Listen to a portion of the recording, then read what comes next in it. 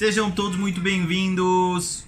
Hoje vamos falar sobre Parashat Shoftim, uma mensagem muito importante para as nossas vidas e a maneira como nós devemos nos comportar. Eu falei de uma maneira mais livre no nosso site sobre a mesma ideia, porém com muito mais detalhes de uma maneira mais profunda. Quem quer, por favor, acesse o nosso site, lá temos muito mais aulas que eu já expliquei o porquê não podemos colocar no YouTube. A nossa Torá diz, no último livro da Torá, livro de Dvarim, livro de Deuteronômio, para você que ainda traduz os nomes da Torá, nós estamos no capítulo 16, versículo 18. Fala a Torá pra gente,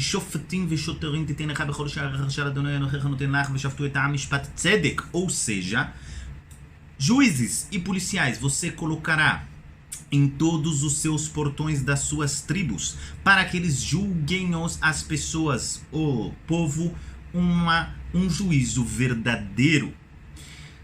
Porém, eu pergunto para você, se a nossa Torá é eterna, como pode ser que você, que não é um juiz, também é obrigado a ler essa porção da Torá?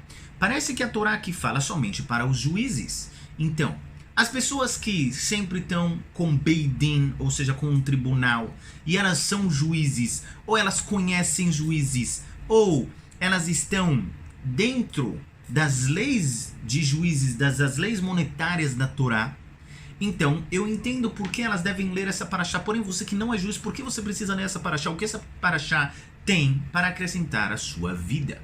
Você deve se perguntar a mesma coisa. Explicam nossos sábios, a nossa Torá, na verdade, ela tem diversas profundidades, diversos níveis de compreensão. Na verdade, a nossa paraxá, a nível de remes, ou seja, a nível de indicação, ela fala pra gente o seguinte: do mesmo jeito que a cidade, ela tem portões, existem portões nas cidades, assim também o ser humano, ele é um mundo pequeno, ele é uma cidade pequena, na verdade ele é um mundo pequeno, onde nele existem todos os detalhes, todos os componentes do mundo grande existem no mundo pequeno. E o nosso Midrash fala muito sobre isso, do mesmo jeito que existem águas doces e águas salgadas, assim também o corpo da pessoa. No mundo nós temos o mar e os rios, águas salgadas e águas doces. Assim também no corpo da pessoa nós temos a saliva e nós temos as lágrimas. Você sabe que a lágrima ela é muito mais salgada do que a saliva.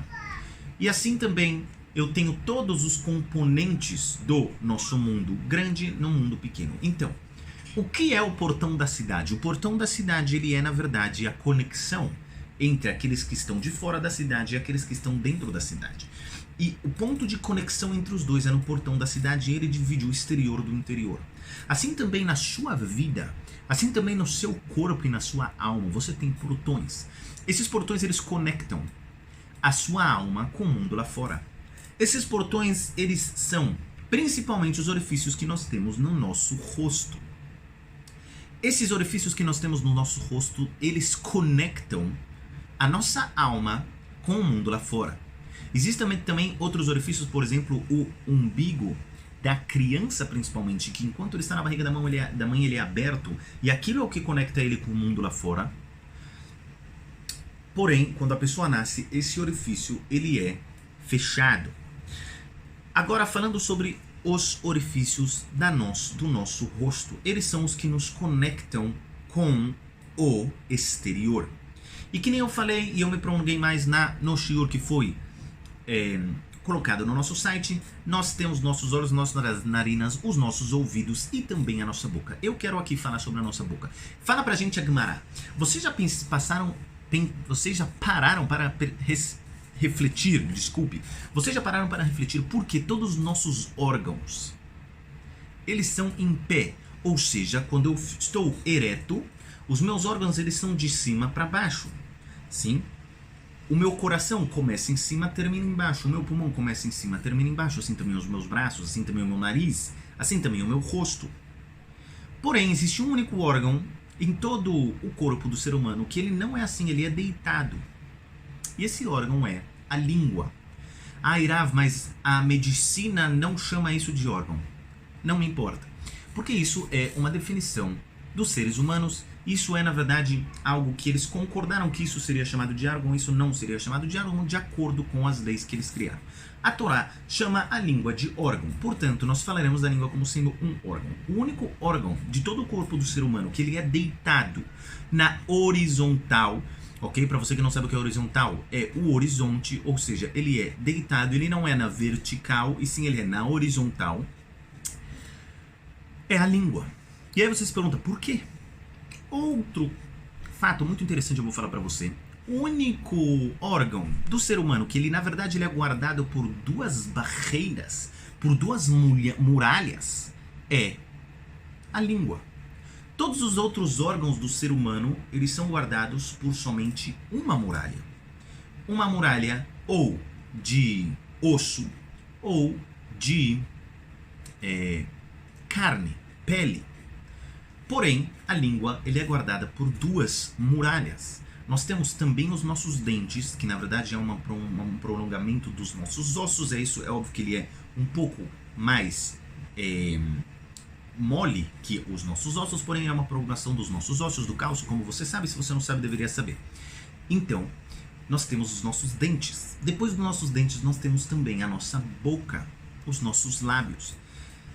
Duas muralhas nós temos para proteger a nossa língua do mundo exterior, ou o mundo exterior da nossa língua. E eu abro um parênteses, não me pergunte sobre o cérebro do ser humano, que você fala, não, mas ele sim também tem duas barreiras, que temos o nosso crânio, também temos a pele da nossa cabeça, não é igual. Por quê? Porque o nosso lábio é muito mais grosso e ele sim é considerado carne, sendo que a nossa cabeça, ela não tem tanta carne assim, ela não tem tanta carne acima do osso como nós temos no nosso lábio. Fechando parênteses. Agora, voltando, explica aos nossos sábios por que existem essas duas curiosidades, essas duas peculiaridades na nossa língua. A nossa língua ela também é deitada e a nossa língua ela tem duas barreiras. Fala pra gente a Torá, porque a nossa língua é o lugar onde nós mais devemos colocar juízes. O portão chamado boca é o lugar onde devemos ter mais juízes, é o lugar onde devemos ter mais policiais dentre todos os portões do nosso corpo. A nossa boca, ela tem duas funções principais. Diferente dos olhos, narinas e ouvidos, a nossa boca ela não somente tira palavras, ela também ingere alimento.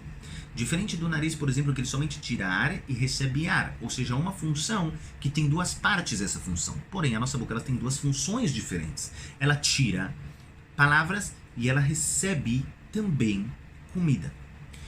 Explicam nossos sábios, não somente nós devemos cuidar sobre aquilo que comemos. Será que eu como kasher? Será que eu não como kasher? Mesmo que eu não como kasher porque eu sou Bnei Noach, eu não estou obrigado de comer kasher. E eu não quero comer kasher. E você não está obrigado de comer kasher e está tudo bem.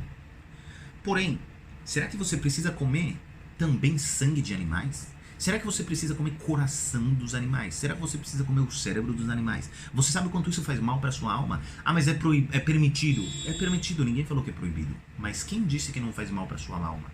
Será que tudo que é permitido não faz mal? Cigarro é permitido. Faz mal? Bebida é permitido. Em excesso, faz mal? Ou seja, não tudo que é permitido não faz mal.